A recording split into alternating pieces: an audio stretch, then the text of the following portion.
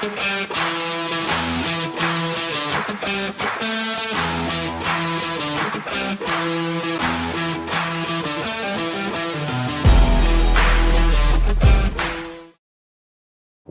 to Rising Tides Live. I'm your host, Shawn Walchef. This is a Cali BBQ media production. Today is our special restaurant technology showcase show. It's called Pitch the Tide. If you're watching this on YouTube, on LinkedIn, we want you to join us. Please go to betheshow.media/rising tide. It is better when we have more owners, operators, entrepreneurs, technology professionals, and storytellers in this community up here on stage. Thank you guys for watching. You can watch the replay on the digital hospitality feed. Troy Hooper is my co-host, and he is a new father. Congratulations, Troy. For those that don't know, I'm going to tell everyone. Jackson, welcome to the world. I can't wait to meet him. But Troy, who are you? High level, what are you building? And then let's welcome our special guest today. Yeah, awesome. Thanks, Shawn. Second son was born last Wednesday, and everybody's doing great. Thanks so much for the shout out.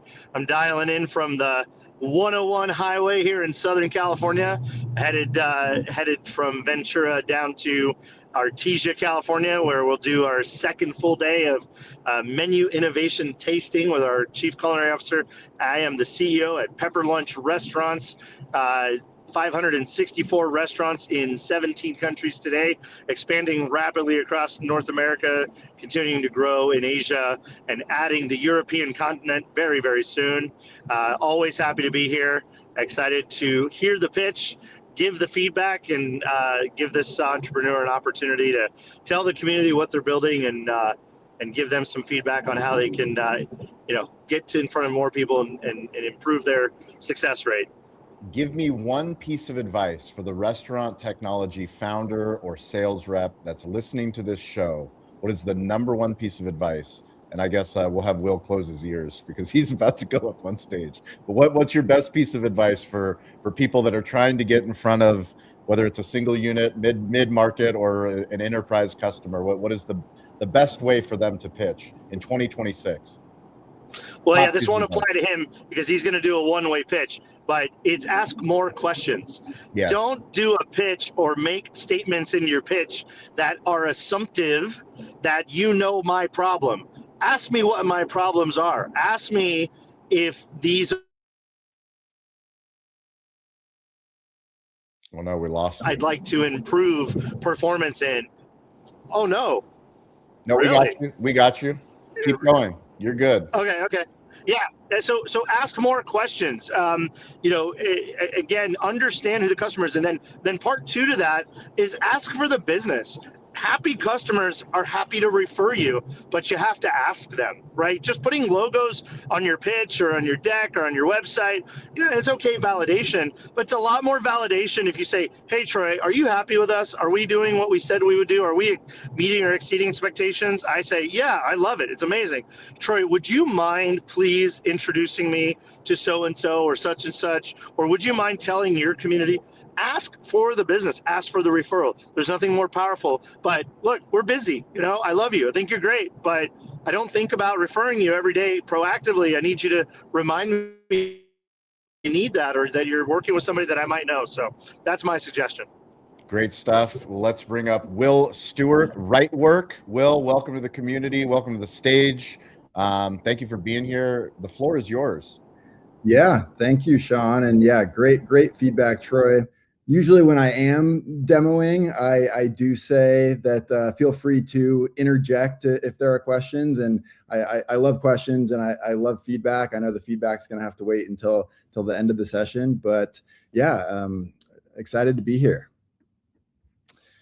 Okay, so we are live. So yeah, thanks for the introduction. My name is Will Stewart. I am the founder and CEO of Rightwork. At Rightwork, we are a scheduling/labor optimization platform. We mainly serve restaurant brands, particularly multi-unit restaurant brands. And so I'm going to start by providing kind of a hypothetical scenario, which may resonate with many of the restaurant operators potentially on the call. So you're young, you like food, so you apply for a position at your favorite restaurant, and you talk to the manager. You're charismatic, you're good at talking to people, and so the manager offers you the server position. So your job as a server at this restaurant is to provide an excellent guest experience for your customers, and you are doing just that. You get recognized by your manager, and so you get promoted to shift supervisor. And so your new responsibilities are mentoring and coaching the younger servers as they come up. And then in the midst of all that, you find out that your manager is leaving. They quit the company for who knows what reason. And then the leaders, the VP of operations says, all right, you are our best shift supervisor. How would you like to be manager? And so you say, that sounds great. You get handed the keys to the building and handed the keys to all of the administrative tools. And so you log into the scheduling platform for the first time and you are overwhelmed.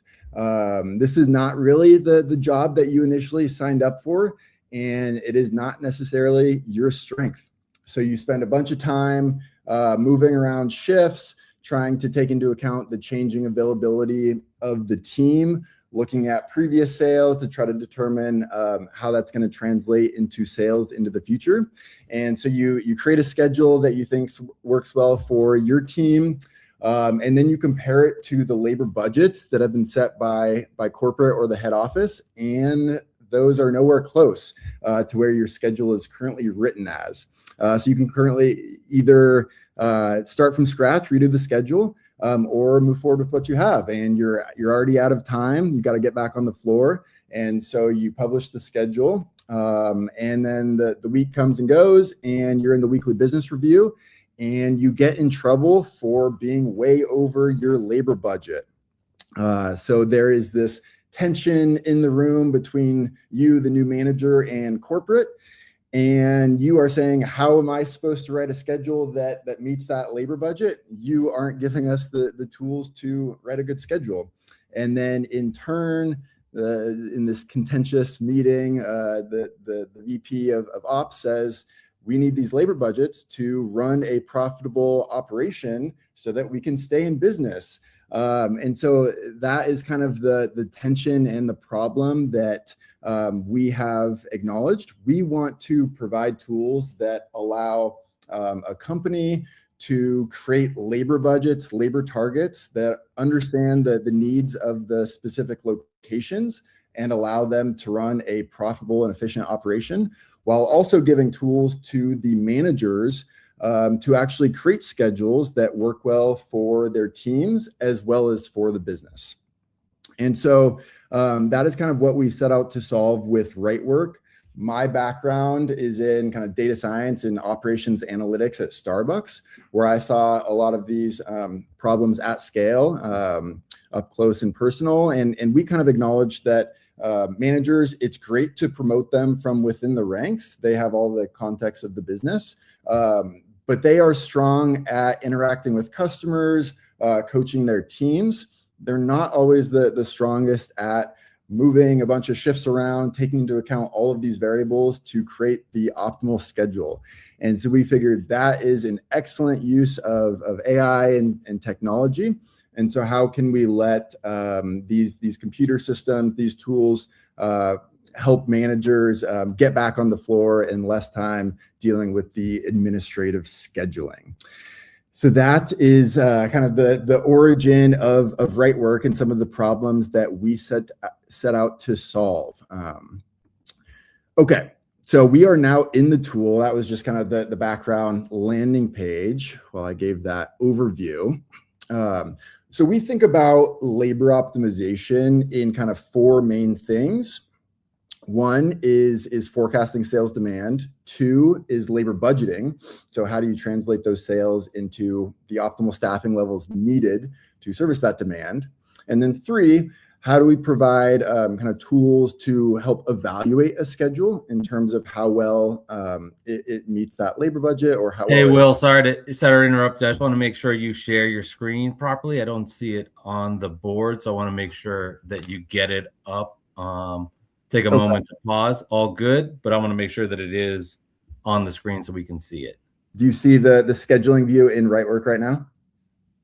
I do not. Are you able to see when you go to present or invite, is it popping up on the bottom? Have you clicked that? So make sure you hit that and can share it.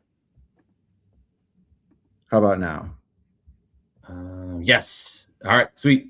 Okay, sorry, I thought we were there. My bad. Thank you for interjecting there. All good. Okay, so the labor optimization, as I said, we talked about kind of sales forecasting, labor budgeting. 3 is how we can help kind of evaluate any given schedule for how well it meets that anticipated demand. And then 4 is how do we actually help write a better schedule. So that's kind of ways our auto scheduling copilot can help make recommendations. And so we'll kind of touch on each of these different things. And like I said, it starts with the sales forecast. And so here we can see, so we plug into a company's historical or point of sale system to extract all of the historical sales. We help to analyze what are the important factors, seasonality, day of week, and forecast not just at the daily level, but also throughout the day, understanding when the peaks and demand of your business actually are. And then not just at the sales level, but also from a channel mix and a product mix perspective, we help to forecast at those granularities as well. Acknowledging that, especially with the kind of advent of delivery and takeout volume, those transactions have different kind of labor profiles associated with them, right? Or from a product mix perspective, different products have different labor needs. And so we help to forecast out all of those things, looking at a wide array of attributes. So weather, we look at holidays as well. And then all of the historical sales patterns. And we also are able to extract kind of local events. And this is actually kind of a neat use of AI to pull in. So this location is kind of based out of Seattle. And so we can pull in some of the games that are happening around the area and expose those as kind of context to the manager, ultimately allowing them to make an adjustment if needed. But yeah, providing them with that baseline forecast. So that's the sales side. And then the labor budgeting side, we have a pretty robust labor modeling framework that allows us to scale labor based off the different kind of labor drivers or sales categories you have. So that allows us to understand the nuances and the differences between your portfolio of locations. Understand that there's a fair amount of fixed work required to open the store, close the store. But then, yeah, variable work that goes into actually meeting that customer demand. And so here we kind of break down things into service and support labor. And then that makes up kind of the labor profile of these are the recommended optimal staffing levels that if you kind of can build a schedule that works well or kind of meets those staffing levels, that will work well for your team as well as for the customers. And so you can see those kind of labor budgets shown here. And then the intraday view is obviously very helpful into being able to see how that scheduled labor actually looks. And we can kind of look into this at a more granular level here as well. And you can see we have this grading concept. And this grading concept is kind of what I was referencing when I was talking about the schedule evaluation mechanisms that we have. And this is meant to provide a super intuitive visual way for a manager to know if this schedule kind of works well for this week, taking into account, the changes in forecasted demand, obviously the labor budgets that have been set for kind of the company and applied to this specific store. And so these grades are meant to kind of show if you are overstaffed in certain areas, but also meant to identify if you are potentially understaffed and under coverage. And so usually we say shoot for all A's, and you can see here we have this C grade, which looks like there's some overstaffing throughout this midday period. And so what we can do, it looks like there's also kind of a meal break violation. What we can do is go ahead and just kind of remove this shift if we want. And you can see this adjust in kind of real time. And now that that metric goes back to an A. And so this is meant to provide also kind of a reporting framework for a district manager or a leader, so they can see over their portfolio of locations what stores are scheduling well, and provide good opportunities for coaching if necessary. But it also provides managers with kind of the confidence in their plan going into the day, knowing that they will have the sufficient staff to kind of meet that customer demand, and are not under or over budget. And so once that kind of schedule looks good, you can go ahead and publish, and that will notify the team. So the last thing, so that kind of covers the forecasting, the labor budgeting, how we can help with that, the schedule evaluation.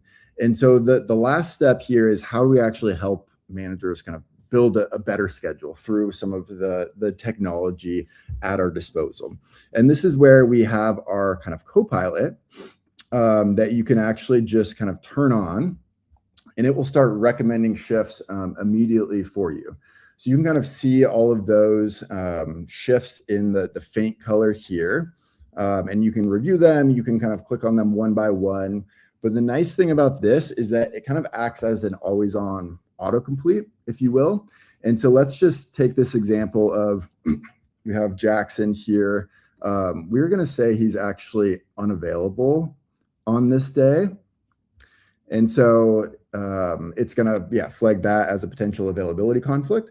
But what it's going to do is update. It's going to essentially rerun that availability change kind of triggered a rerun. And now you will see that shift was changed because Jackson is no longer available on that day. So instead of kind of rebuilding the schedule from scratch, if availability changes, this allows you to kind of update things, change the forecast, and then the co-pilot will kind of adapt to that. And then if that looks good, you can go ahead and accept all those shifts, and it will give you a schedule that, like I've said, works well for the business as well as for the team, taking into account preferences, target hours. So you can see you can specify target hours, a number of different things.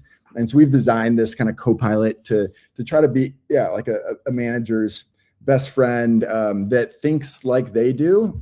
So looks at what has been scheduled historically, and tries to provide the tooling to make sure managers are writing good schedules that also work within the budgets kind of set out and are specific to their location. So that's kind of what the co-pilot looks like in action. And then there are a number of other kind of tools and other things that we have built throughout the years from our conversations with customers, just to kind of touch on those really quickly. I think the dashboard tool, so we have some self-service reporting capabilities that you can also add to your dashboard, which allows you to have kind of a custom view of your specific reports that you care about, a variety of visuals. You can think of this as as a more easy to use Tableau that has all the metrics that you care about. So this is great for multi-unit leaders to look at how things are going across their different locations. And then we have a variety of other kind of employee management logbook tools that you can also have as part of your dashboard. We do have training and compliance built directly in, an assistant, a number of other features and functionality that I won't necessarily go into a ton of detail on, but that is rightwork, an overview, and excited for feedback. I'm sure there's a bunch, but that wraps up kind of the overview and the demo of rightwork. Amazing. Appreciate it, Will. Thank you. We've got a lot of people up here on stage. Troy, I know you're driving. Are you able to give your feedback or ask any questions? He's working his way through the 101. Let's go to Jason Berkowitz while Troy is on hold. Jason Berkowitz. Hey. Which I always never really planned with you that my new background color matches the framework of your shows, the Rising Tide shows, yellow to yellow, quite well. The mustard. Well, good stuff. Would you say your number one target are those that are yet to adopt a schedule or scheduler, or those that maybe have one and you want to bring them over to your scheduler? Yeah, that we've seen both. I would say for the most part, companies have some sort of a scheduling solution, but it's more so meant to act as like a schedule communication tool, right? Like it's just a place where you can create your shifts and then communicate those out to your team. There's not a lot of tools that help to more proactively kind of optimize labor and make recommendations and have kind of the more nuanced labor budgets available to plug in. So you're going after those that have something of a generic sense or an old school sense and bringing them up to something that's a little bit more modern. Yeah. No, good to know, because I know there's a full untapped market still of those, but those are usually more independent operators. So it sounds like you're going more multi. My feedback would say tool looks great. In a market, I think you've shown some differentials there. I loved how you started with the story. And, we're a story-based community. I think you can carry that story all the way through. I mean, I'm somebody who geeks out of tech and whatnot, and I started to pull back and, think about my shopping list. And and you do have so much there, right? When you're getting the grading, let's go to scoring, right? How do we badges, letter A, B, C, here's how we go into it. You can have one character. You started off with one of my sayings, which is supervisors need more than a pair of keys and the ability to comp food to be effective. Yeah. And how do we make managing suck less? Well, we give them tools to feel powerful. Let's walk through the journey of a new supervisor up to manager. Let's make the GM's life easier as they pass the tool off. And I think you can carry the story of either one leader all the way through or others so that we stay connected to it in this sort of choose your own adventure thing, because then you don't lose the differentials. I mean, it's a competitive market. You don't lose the differentials, the grades, the stuff, the ability to slot in when you need them, because you can add a hook into that part of the story or something that's a little unique. And then that pulls that into the idea of so what? Oh, you're right. From an emotional perspective. Because I tell people, when people say, I have an online training company, Jason Berkowitz, Arrow Up Training, longtime restaurant operator. I'd say the first tech that anyone should adopt is scheduling. Number one, the first thing that you pull into for multiple reasons. First is don't have your managers calling around or your employees calling around to try to cover your shift when this can do it. But there's so much to the story that can happen in the scheduling. And you tapped into the idea again, where managers should be, not because they're great at balancing the numbers, they're great at being with their people. And so that's my only thing. Tech looks great. Device looks great. You deliver great. Great. Bring more story. Jason, I really appreciate the feedback. And I actually watched your Pitch the Tide this morning and loved your story, which is why I kind of came up with that hypothetical to walk through the more situational visualization component of it. So hot damn. All right. Look at that, Jason, making an impact. Let's take it further. Right. Yeah. That was because you saw that before this. Now think of what's going to happen as you go on the next couple of weeks when you really start to weave the story throughout. Yeah. Cool stuff. Nice. Yeah. Thanks, you. Jason. Troy, are you able to unmute?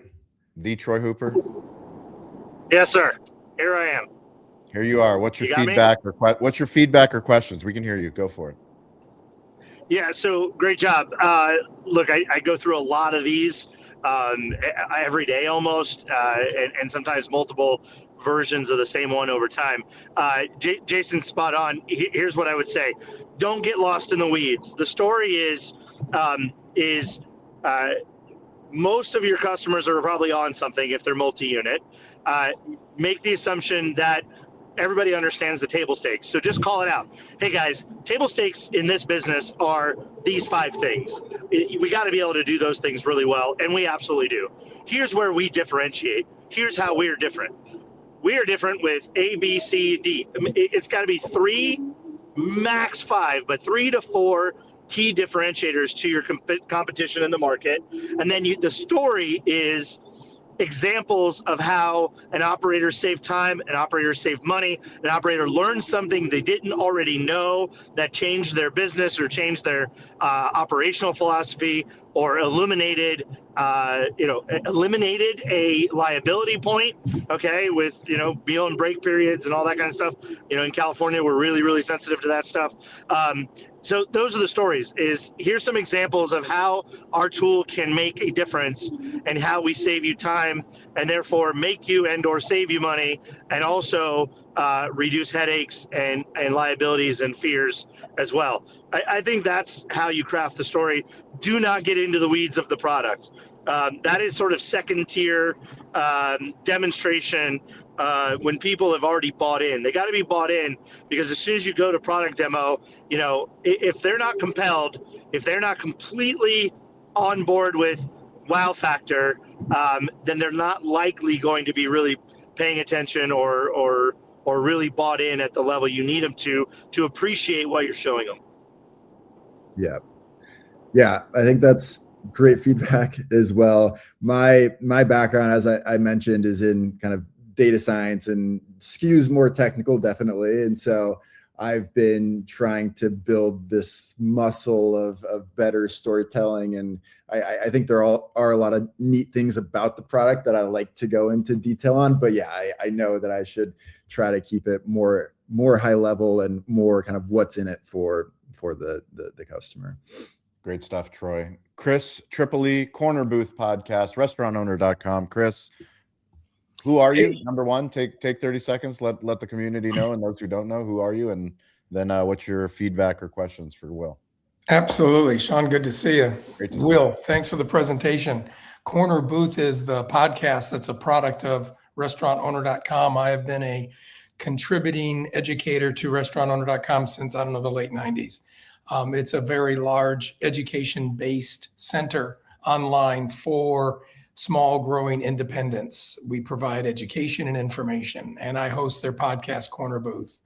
In addition to that, I do an awful lot of advisement. Used to own a restaurant consulting company until I decided to sell and slow down and just have more fun. Speaking of more fun, new thing for me, I've been working on this for a couple months. I just got accepted by a group, maybe some of you will know, called Gleam. If you aren't aware of it, look it up. Gleam is a really cool association of retired restaurant executives that mentor. We provide valuable management and multi-unit mentoring. It is a volunteer effort. I start with them next month. It's going to be fun. I have the time. I have the interest, so it's fun. Okay, on to today. I'm pretty much echoing what Jason did a very good job of. I think people enjoy listening to pitches that tell a story and provide the benefit. Less on the features, more on how it benefits. That's how I like to listen to pitches. That's how I've been successful with my own.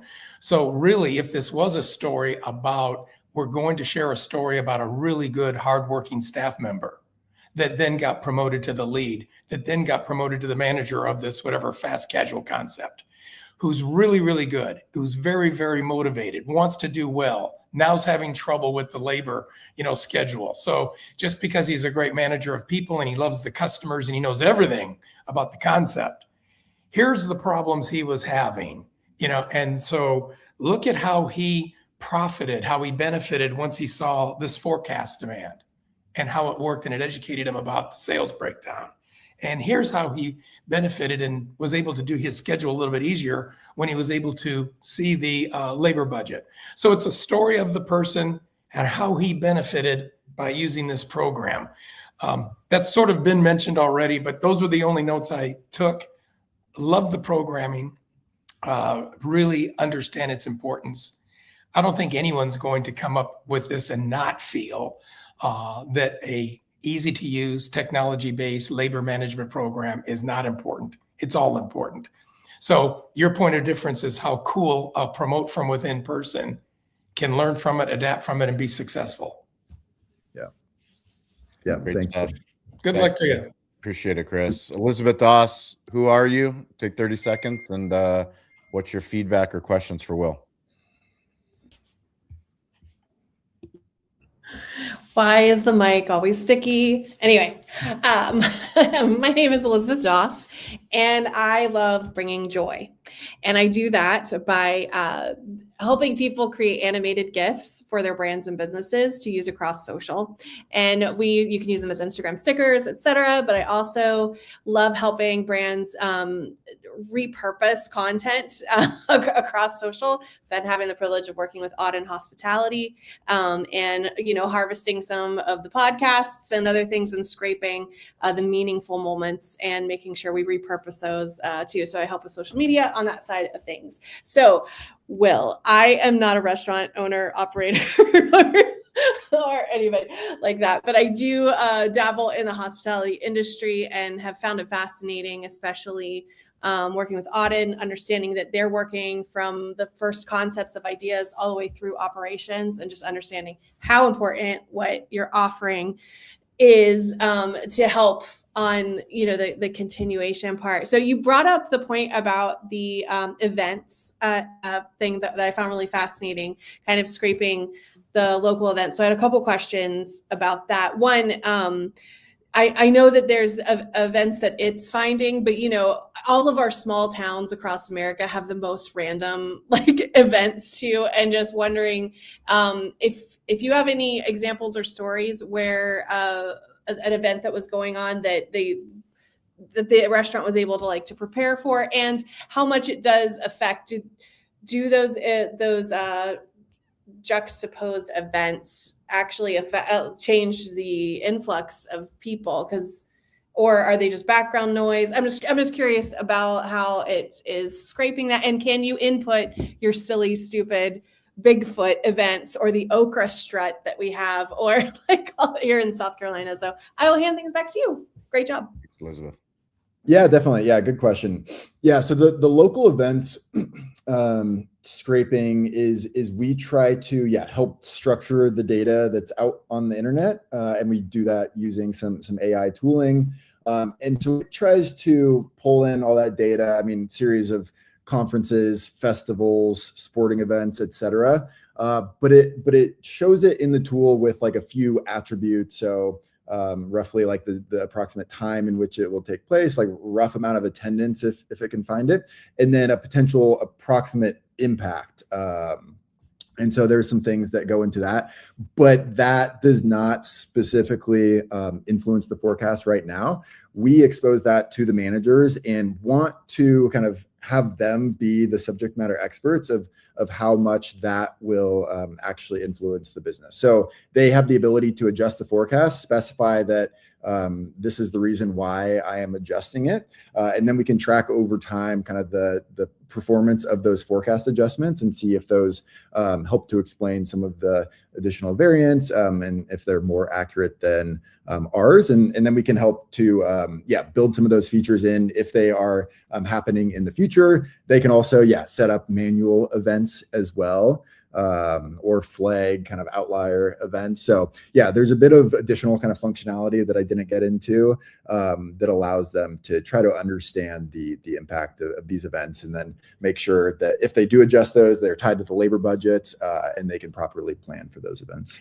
Very cool. And just quick follow-up question. Would there be a way to export that information for the marketing side of things, social media managers and stuff? It's always nice to have extra content reasons and shaping your content around festivals or concerts or other things.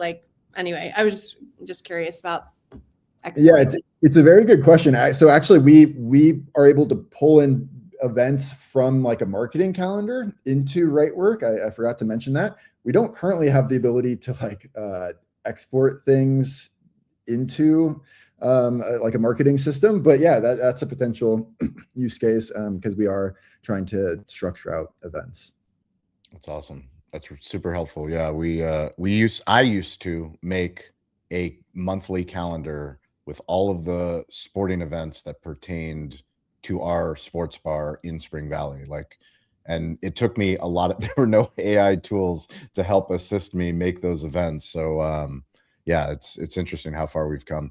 Great stuff. Good questions, Elizabeth. Ward, who are you? Take 30 seconds. Who are you? And what are your questions or feedback for Will? Thanks for being here, Ward. Yeah, Ward Oldgreen, the COO of Red Onion. We basically do guest behavior analytics. We illuminate the why behind shifts in every guest's purchase activity, spend frequency. Basically to help brands understand what do you need to do on a per location basis, right? Because that's where all your money's made or lost. A great presentation. I know it's tough to try to do everything you do in 10 minutes because I did this a couple of weeks ago. But what I do like the fact is these pitches, it's kind of like the movie Jurassic Park. What made it so successful is within about 10 or 15 minutes, you saw the dinosaur.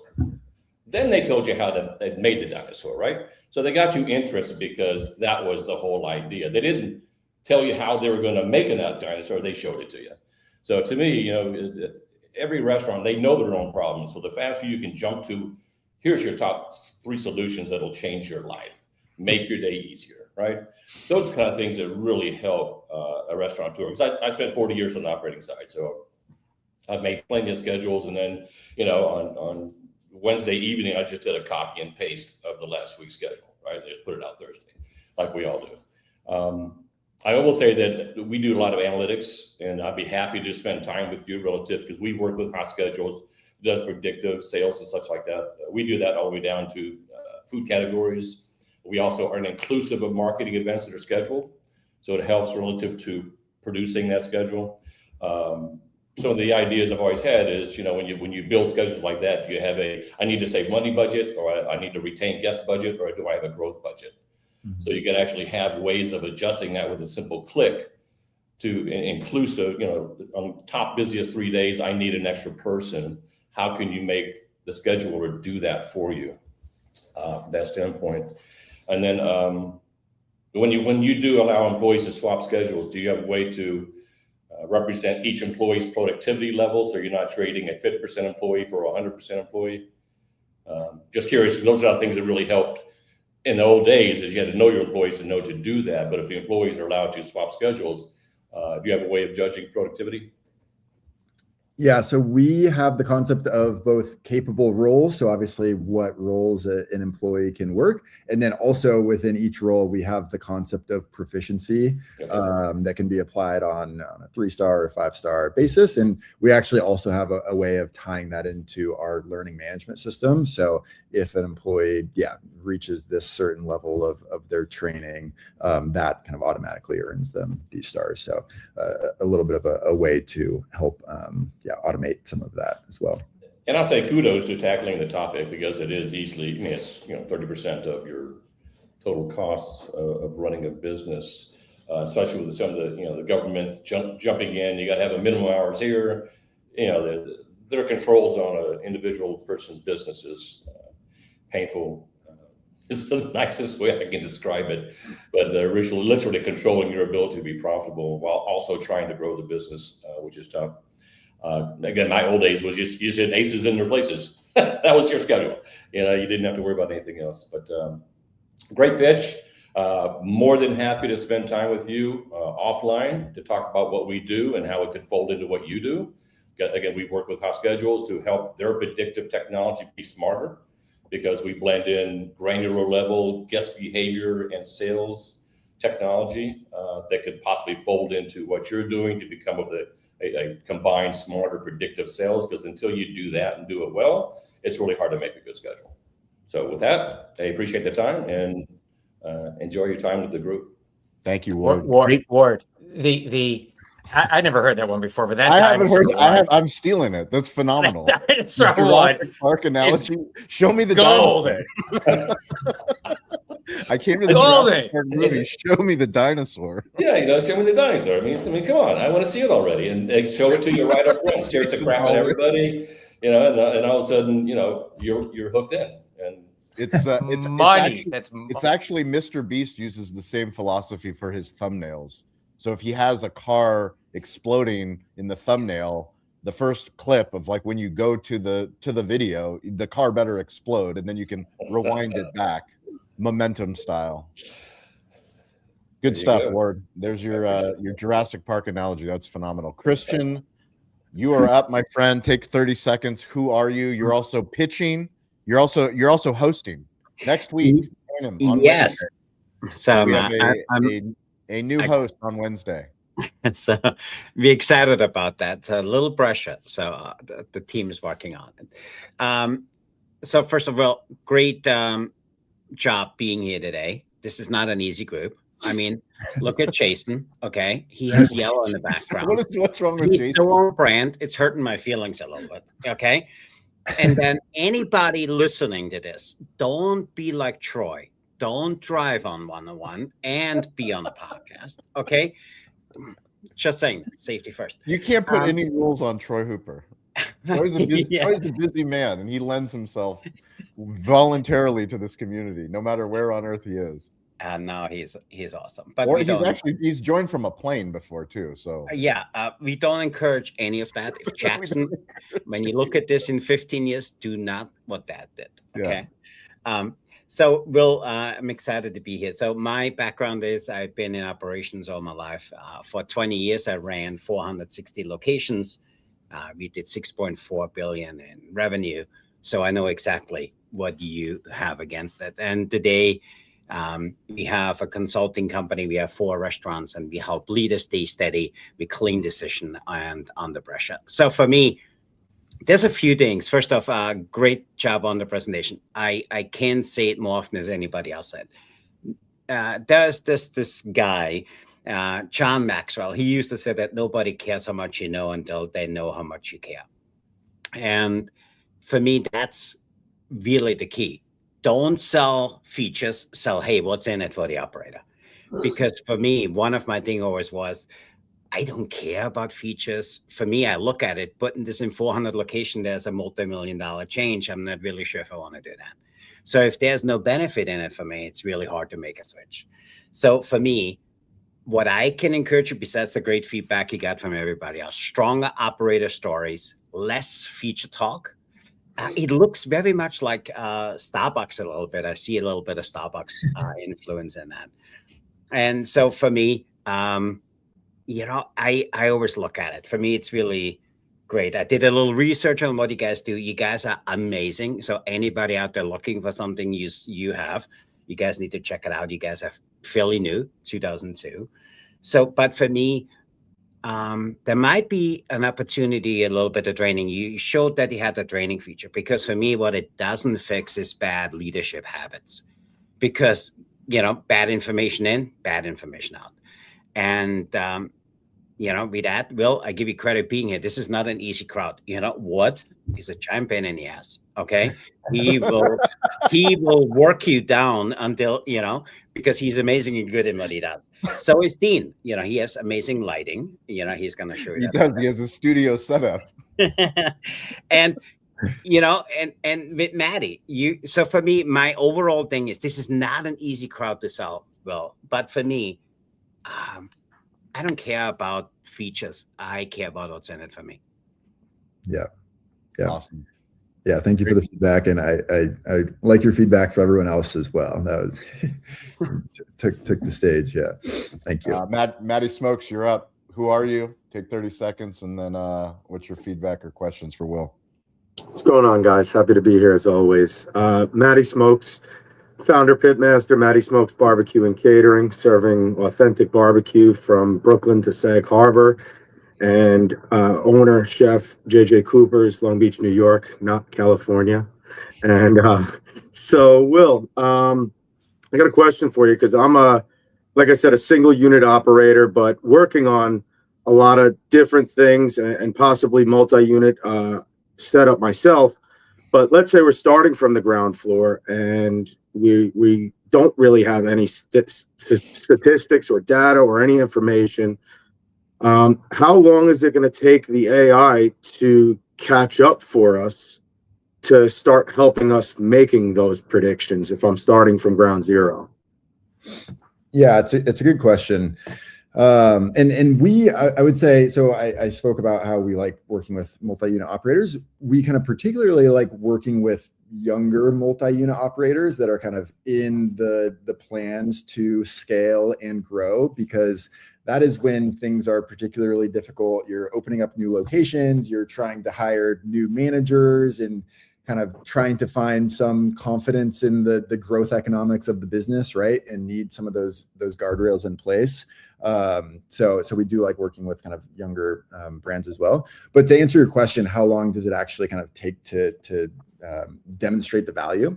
So I would say our onboarding process, like there are some steps involved. We are very hands-on, and I am, in fact, am still very hands-on in building out kind of the tools. There's a few different kind of meetings or stages that we go through. To answer your question, we look at all of your past historical data and are able to deliver like a bottoms up version of the labor model within just like a week or two by looking at all of your historical data. So we backfill all of your labor data, we backfill all of your sales data. Yeah, but I'm saying if we're starting something brand new from ground zero, no historical data. Okay. So in that case, well, if you have some data from your previous locations, we would leverage that. But then we also would work with you to determine, and then using our past experience of building labor models for different companies, is we build kind of the first version of the labor model that is able to meet the like top-down targets that you set. So you are able to like influence things and say, all right, I want this productivity level, this labor percent. And then we help to kind of architect or build the bottoms up version of that labor model that understands like some of the nuances between the business and understanding, okay, if you do more dine-in volume on say Friday night versus Saturday, that can have a different labor profile. So you may need to be slightly less productive on that day, but netting out, it's able to kind of meet the financial targets that you are set. So what we do is kind of bring your top level targets and help to kind of build a bottoms up version. And we use kind of AI and back end technology to help us do that. But you are just interacting with us, and it's kind of a back and forth. You need to approve of the recommendations before we actually start working with you. So there's like some pre-work process. It's like it's a synergistic, like us humans and the AI is trying to build the best possible model of your And it's almost reverse engineered from our goals and expectations. Yeah. And then provides you with the levers if you want to make adjustments to make things either more aggressive from a labor perspective or more of a service perspective, kind of towards point of having some of those levers exposed to tailor things. We want to give you the control so you have kind of full ownership and then are able to scale that across locations as you open them up. All right, cool. Thank you. I appreciate that. Does that answer your question? Yeah, no, it did. It starts from the goals backwards rather than using stats that aren't there yet. We kind of start from where we want to go. Yeah. Sweet. Appreciate you, Maddie. Thank you. Thank you.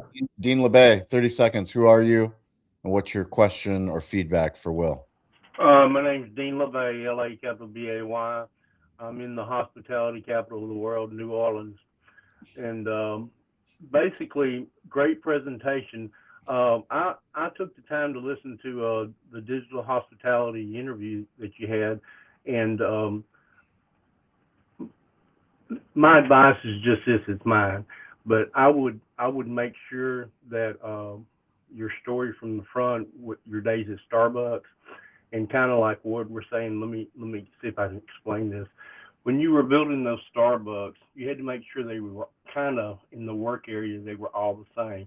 In other words, when I built kitchens for like a hamburger joint, you know, the 24-inch flat griddle went someplace, the fryers went someplace, and they went in the same places at every restaurant because everybody may have to rotate out and work at another restaurant because they're employees. So they need to know where the damn fryer is so they stay out of people's way. If it was me, as you're telling your story, what you're telling the story about is yes, it's what's best for the operator, but it's really, the bottom line is what's best for that customer. And the best thing for that customer is an operator who can spend time with the customer. If you've got the right employees, and kind of like Ward was saying, if you've been in the restaurant business, you know there's two people that can never work together. They just, you know, it's water and oil. They're just, you know, you can't pair them up together. You can't put Julio next to Juan in you know, whatever. And the thing is, knowing that ahead of time helps make sure you get the right labor in there so that you don't have food waste, you don't have time waste, you don't have people sitting in the walk-in crying, that kind of stuff. But I think that's important. I think it's important because I've been kind of preaching this for a long time. The back of the house people, they don't talk to the front of the house people, and why that is, I don't have any idea. But I think we're getting closer, and if we start to build, like I'm thinking about a small hamburger joint. I know they got 15 locations, and the thing is, they rotate all their employees out. They cross train them so that if he can use the fryer, he can use this, so that they do have to move them to another store that's shorthanded or whatever, they can do it.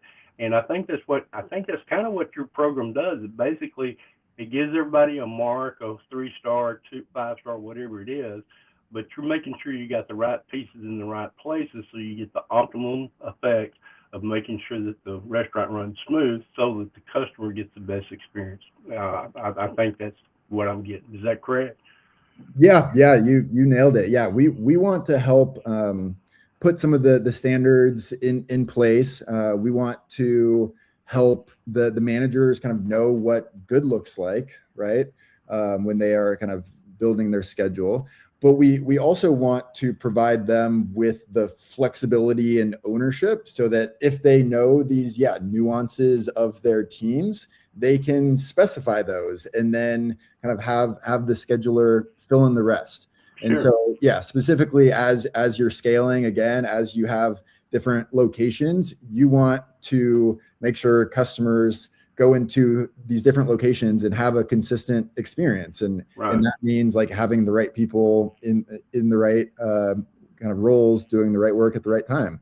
And so, it comes back to kind of the labor planning perspective and getting it right to enable the team members to service the customers at the end of the day. Right. Well, and you said a key word there is consistency. Now, like in East Texas, they have a barbecue concept called Bodacious Barbecue. Now, if you have Bodacious in Dallas, Texas, I promise you, when you get over to Shreveport, Louisiana, it's going to taste the same because they're trained to do it the same way every way. They got the same equipment, because I've sold a bunch of it. But and that's the key. That's what most people that go out and spend money to go eat, they just want consistency. They want to make sure that they get what they're paying for. So and again, great job. Yeah, I mean, I think that is one of the things I learned from Starbucks, and kind of the magic of Starbucks is how do you create a consistent experience wherever you are going into a Starbucks, while also providing like the feel, like the look and feel, and some of the aesthetic choices and art that makes it more unique to that specific type of cafe, or like this seating for a Starbucks near a cafe. But at the end of the day, you want to have a consistent experience while also being like nuanced and kind of customized to the specific location and the customer needs that it's serving. Awesome. Thank Thanks, you. team. If you guys are watching, reminder, we are always looking for new restaurant technology platforms, services. Please let them know about the show. It's every Friday. We pitch the tide, so you can send them to podcast@calibbq.media, and we will find out. We will get them booked. We have a big docket of brands that are coming up the next couple weeks. So, Ward, go ahead and do a tip, takeaway, homework assignment for Will.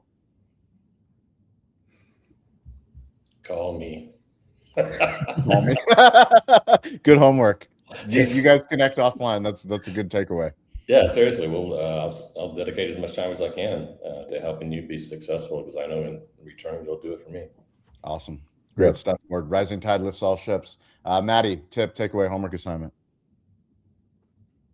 Tip for Will. As Troy said, a lot of these multi-unit operators, they all do have a lot of systems in place, so you're competing. So don't discount us small operators who are trying to grow and don't really have stuff. So I know in the pitch earlier you said it was more designed for multi-units, but maybe find that little niche for us small guys. Yeah, definitely. Yeah, we'll have to sync offline about that as well. All right, cool. Jason, thank you. Show the dinosaur. Show the dinosaur. That's definitely a takeaway for sure. Oh my God. The Jurassic Park. Let me tell you a story about Jurassic Park. Yeah. It's so good. It's so good in so many ways. So good. Thank you, Jason. Elizabeth, take away homework assignment. Yeah, sure. So, well, I when I first started doing pitches, I was very guilty of getting into the technical stuff, and I would lose people because I forgot to talk to them about the value of how it was going to save time and bring consistency and the value of what I could bring. So I completely changed my pitch to understand that the technical stuff, like they said, is for like the next call. And so it really helped in showing it in action, and not the technical part, but the story part of showing it in action. So I highly recommend thinking through that side of things. You kind of have to almost disembody yourself from yourself to get to that point, to be able just to share stories. But yeah, anyway, that's my tip. Awesome. Dean LeBay. Will, I think you did a fantastic job. I think anybody, if you haven't listened to the podcast Shawn does with him, you need to listen to it. It's really good. It's kind of like you can see the movie, go read the book. It's really good. The only thing I got a question for Jason. Is that mustard or what color you got there? Cauliflower? A little bit of mustard. It's like a deep okay. a deep mustard.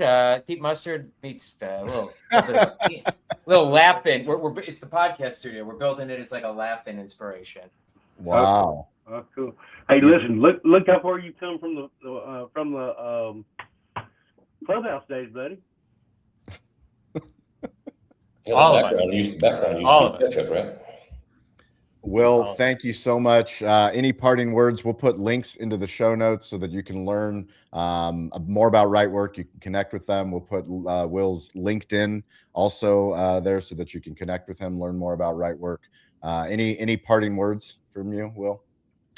Yeah, it's just thank you for the opportunity. I'll have to sync with a few of you offline, and for those out there listening, yeah, feel free to reach out on LinkedIn. I'm trying to be more active, given Shawn's recommendations. But yeah, it was a pleasure. Looking forward to potentially helping more of you out. That's my favorite thing to do. Amazing stuff. As always, stay curious, get involved. Don't be afraid to ask for help. Will, can you hang on for 1 second after we wrap? Yep. Perfect. Thank you, Jason, Christian, Dean, Elizabeth, Ward, Chris that joined us, Troy that joined us on the road, and wherever you are watching, we appreciate you. Please join. It's so much better when we learn who you are and what you're building. Rising Tide with Self-Tips. Thanks, guys. Enjoy it, guys. Thank you.